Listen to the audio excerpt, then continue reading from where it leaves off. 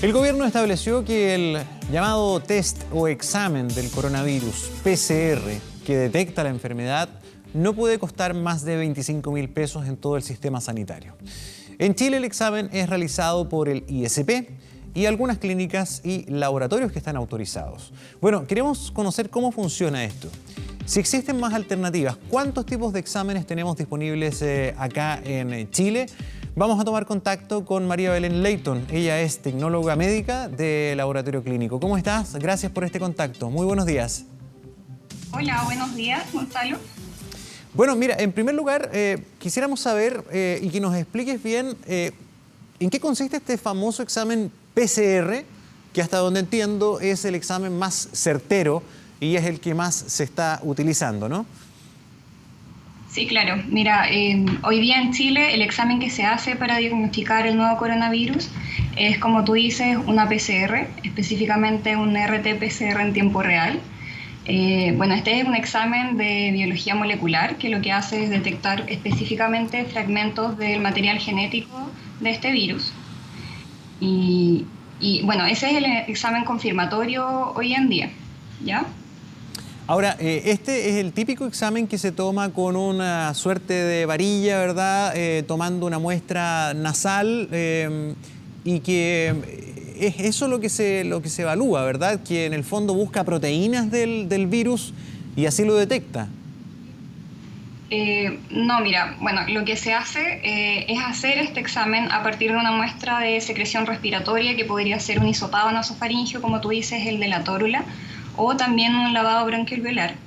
Y lo que, como te decía, lo que se detecta es fragmentos específicos del genoma del virus, ¿ya? Ahora, esta técnica es, como tú bien dijiste, es altamente sensible y específica. Y bueno, específica porque es capaz de diferenciar este virus en particular, a diferencia de virus muy similares de la misma familia, y es altamente sensible también.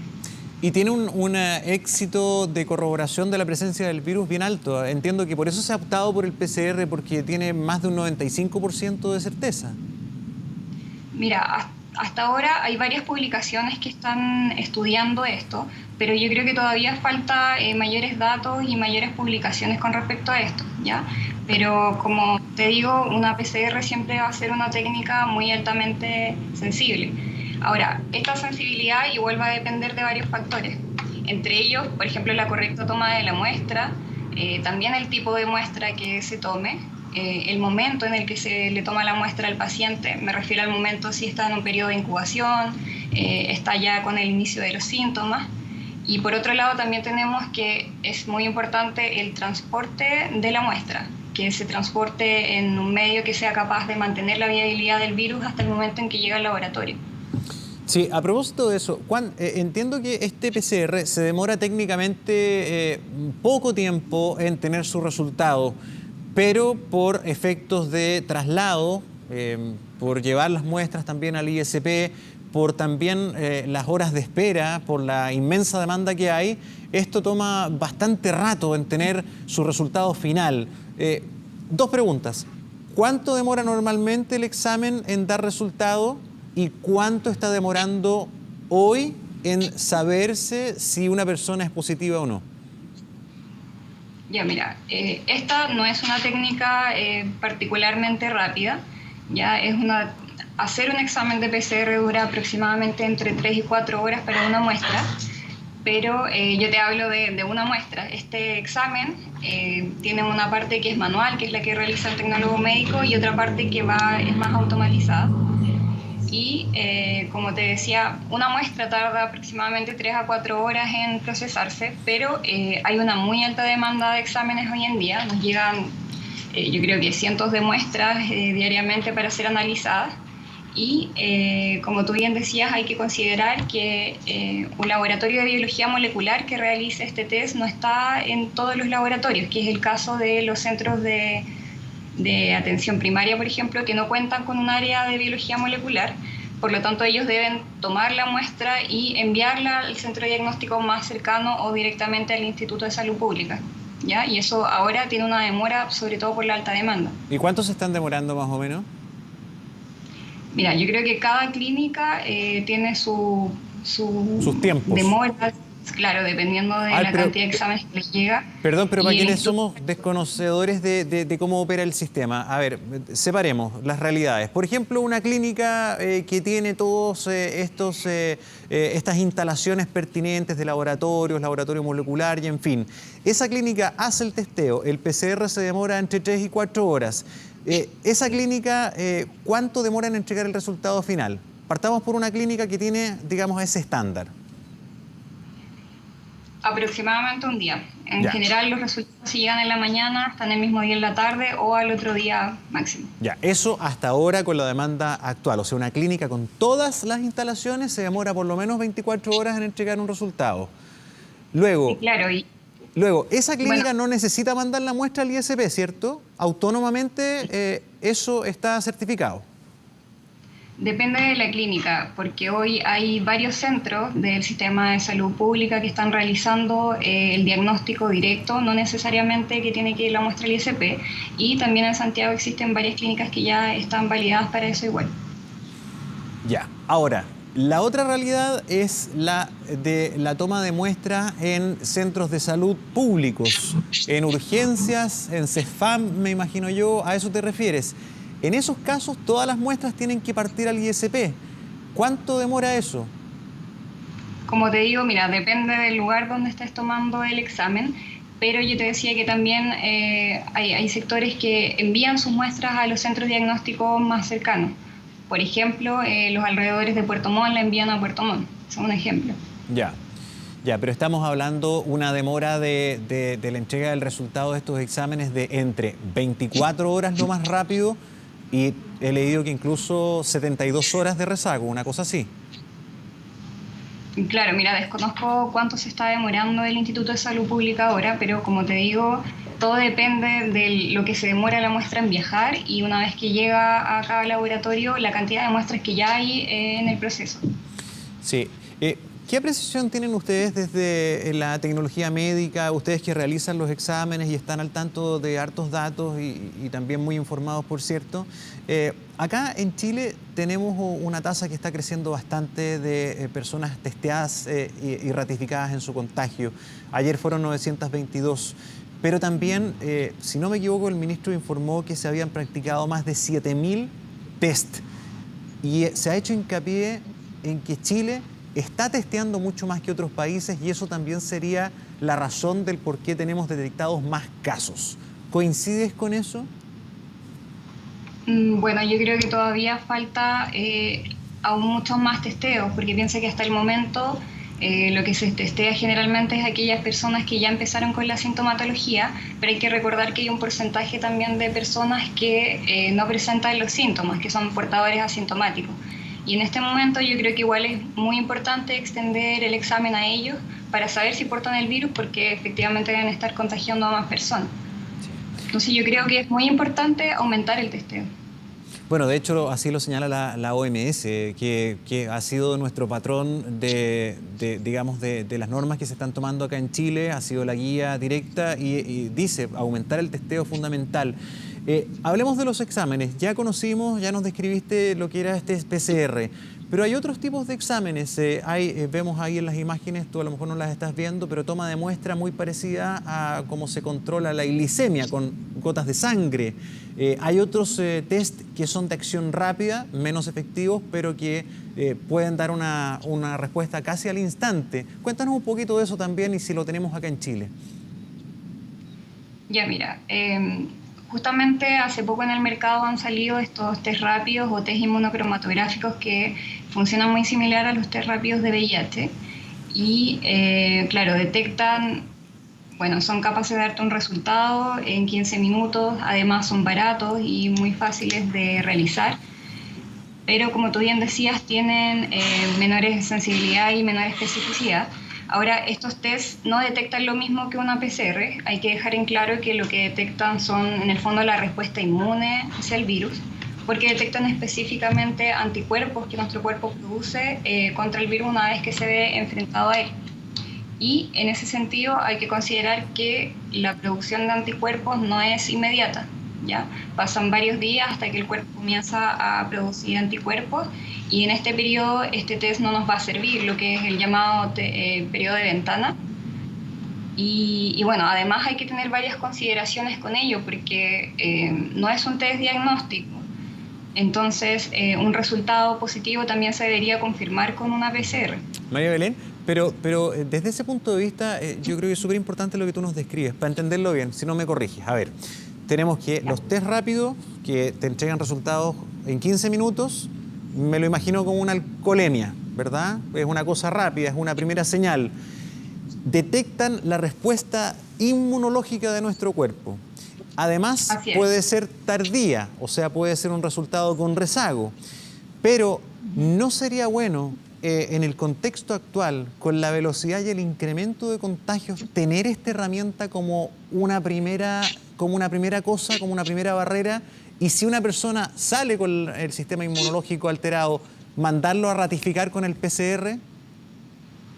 Claro, mira, yo creo que toda la suma de técnicas que nos ayuden a la pesquisa ahora son muy importantes y en este caso sí, yo creo que es una buena opción en el sentido de que vas a poder pesquisar a la mayoría de la población e incluso ir a tomarles la muestra a la casa. Pero como te digo, estos test tienen hartas cosas que hay que considerar al momento de implementarlo. Por lo mismo es importante que su uso sea estratégico, sea muy bien pensado en qué tipo de personas se va a aplicar. Por ejemplo, podría ser muy útil en la gente que está más alejada de un centro de diagnóstico. Y, por supuesto, tener en claro muy bien cómo van a funcionar estos protocolos que nos digan los resultados. Es decir, si hay un resultado positivo, cómo va a ser. Hay que tomarle una muestra nueva al paciente, enviarla a confirmar, en qué momento, al Instituto de Salud Pública o a otro, etc. Ahora, ¿esos exámenes instantáneos los tenemos en Chile ya? ¿Están disponibles? ¿Quién los maneja? Mira, están disponibles, ya están a la venta. Yo sé que han habido hartos laboratorios que ya los han comprado, pero hasta donde yo sé, su uso todavía no comienza. Yo creo que en este momento hay que esperar las instrucciones del Ministerio de Salud y también tomar en cuenta que estos test todavía no están validados por el Instituto de Salud Pública. Ya, o sea, todavía es imposible, por ejemplo, buscarlos en una farmacia. Faltan muchas etapas todavía para que eso esté disponible. No están todavía. Claro, por lo menos en una farmacia no todavía. Lo otro, el tema de los falsos positivos o, por ejemplo, que un examen no alcance a detectar y resulta que después en un nuevo testeo sí arroja COVID-19. ¿Está sucediendo en una tasa importante o no? Mira, ese parámetro depende de lo que yo hablaba hace un momento, que era la sensibilidad de una técnica. Y como yo te decía, en este momento eso puede ocurrir con la PCR porque la sensibilidad depende de muchos factores, como te expliqué anteriormente. Y por eso es muy importante correlacionarlo con la clínica. Es decir, se recomienda repetirle la PCR a un paciente que tiene la clínica sugerente del nuevo coronavirus. Como tú decías, todavía no tenemos una disponibilidad de testeo muy superior. Entonces se está discriminando bastante a quién se le hace y a quién no se le hace un test, un examen. ¿Qué persona sí o sí debe ser testeada como para también nosotros saber como pacientes? O sea, ¿qué síntomas son muy indicadores de que puedo estar contagiado de COVID-19? Bueno, se sabe que los primeros síntomas corresponden a cefalea, tos seca, dificultad respiratoria, pero también se sabe que hay que testear a la mayor cantidad de personas posibles y por eso es que incluso el Ministerio de Salud actualizó ayer el perfil del caso sospechoso a quien se le está haciendo el examen. Y ahora inclusive se agrega a todas las personas que hayan sido contacto de un caso confirmado, ya sea haber hablado con esta persona durante 15 minutos frente a frente, haber estado en el mismo lugar por más de 2 horas, y de eso ya está todo descrito desde el día de ayer. Entonces es importante que la gente que sospeche de haber estado en contacto con un caso confirmado también se acerque a tomarse la muestra. Sí, ha habido mucho problema con respecto al tema costo. Bueno, ya se informó ya que se había puesto un estándar máximo ya por decreto de 25.000 pesos como tope nacional. Pero había habido muchas diferencias, mucho problema con los usuarios también por el costo. Claro, porque de hecho el pensar en ponerle un costo a este examen significa que no todas las personas se lo van a poder hacer. O sea, ciertamente en Chile no van a haber personas que van a poder pagar de 30.000 pesos para hacerse el examen y eso significa que no se lo van a ir a hacer. Ahora, por otra parte, hay que tener en cuenta y me gustaría dejar en claro que una PCR es un examen caro y es un examen caro porque los reactivos y todos los insumos que se necesitan son muy caros. Entonces, el costo de hacer el examen es alto. ¿Cuánto ¿Ya? cuesta eso? Independiente de lo que pagamos final, pero ¿cuánto cuesta un examen así? Mira, en el laboratorio donde yo trabajo evaluamos que solo el costo de los reactivos e insumos que se utilizan es de aproximadamente 29.000 pesos. Eso sin contar el equipamiento, las horas al tecnólogo médico, luz, entre otros. Entonces, eso es lo que cuesta hacer solo una reacción de PCR. Yo pensé que era más caro, fíjate. Pero por eso digo, hay que sumarle otras cosas también. No, me imagino que hay un costo de mantención del laboratorio, el personal médico, de infraestructura y todo, pero o sea, porque se está pidiendo también por parte de distintos actores sociales como los alcaldes y diversas, digamos, personalidades que esto sea gratis, ojalá, porque en el fondo es el Estado el más interesado en testear, entonces que esto no tenga costo. Yo de verdad me imaginaba que era un examen mucho más caro técnicamente. Bueno, como te decía, ese es el valor que nosotros calculamos solo del reactivo que estamos utilizando. Hay que agregarle muchas cosas, pero yo también estoy de acuerdo en que este examen tiene que ser gratuito, pero como te digo, es un examen de insumos caros y por lo tanto debe ser o subsidiado de alguna manera para poder pagarlo. Sí. Si pensamos de 1 a 10, para no hablar de porcentaje, ¿en qué número estamos en capacidad de testeo en Chile? Por disponibilidad. Oye, esa es una pregunta complicada igual. No sabría decirte en realidad un valor, porque como te digo, hay mucha gente que yo sé que no se acerca a hacer el examen por el costo que tiene y porque no cumplen con la definición de caso sospechoso. Entonces, yo creo, no sabría darte una cifra, pero creo que estamos muy lejos de poder testear a la mayor cantidad de personas como deberíamos estarlo haciendo. Sí, María Belén, y lo que tú dices es súper importante. Una cosa también es el factor humano, pero yo te estoy hablando de la capacidad instalada, o sea, disponible en nuestro sistema de examinación. ¿Qué capacidad tenemos de 1 a 10? Exámenes disponibles para realizar hoy día. Yo diría que 5 o 6, no más que eso, porque como te decía, un área de biología molecular que realice este test no está implementada en todos los lugares porque es caro tener un área de biología molecular. Entonces hay sectores que directamente no lo tienen. A pesar de todas las prevenciones que se tomaron tempranamente por parte de Chile, porque recordemos que en enero ya se mandó a pedir el ADN del virus a China, o sea, hubo varias gestiones que se hicieron con tiempo, pero pese a todo tú dices que técnicamente es explicable que tengamos un 50% más o menos porque tener laboratorios de esta envergadura es caro y no siempre había que tenerlos, digamos. Además hay que pensar que hay igual una demanda mundial por estos reactivos, entonces se puede llegar a la saturación también y eso. Bueno, son distintas aristas, temas que claro, que aparecen como muy técnicos, pero que, bueno, están cada vez siendo parte de nuestras conversaciones familiares y es súper válido también manejar estos datos. Así que por eso te agradecemos mucho esta entrevista. Mucho éxito con la labor que están realizando ustedes también en términos de detectar los casos de COVID-19 y a cuidarse mucho, pues ustedes están ahí también bastante expuestos. Así que, en ese sentido... Antes de terminar la entrevista. Sí, y de hecho me gustaría recalcar que nuestro trabajo, la gente piensa que esto tal vez demora mucho, pero considerando el volumen de muestra y el riesgo que tiene trabajar una muestra de este tipo, para nosotros como personal de salud también es grande. Tenemos que usar equipamiento adecuado, elementos de protección personal, trabajarlas con mucho cuidado. Es un proceso que requiere concentración, rigurosidad, ser muy ordenado también. es harto, es un desafío para nosotros como los tecnólogos médicos haber tenido que realizar este examen en tan poco tiempo. Hemos tenido que adaptar nuestros turnos de trabajo, hacerlos más largos, en algunos casos adaptar nuestros laboratorios para poder manejar el importante volumen de muestra que nos llega de análisis todos los días. Sí, por lo mismo, a cuidarse mucho, agradecidos también por la entrevista y por la labor que están realizando. Muchas gracias, María Belén. Muy buenos días. Gracias a ti. Hasta luego.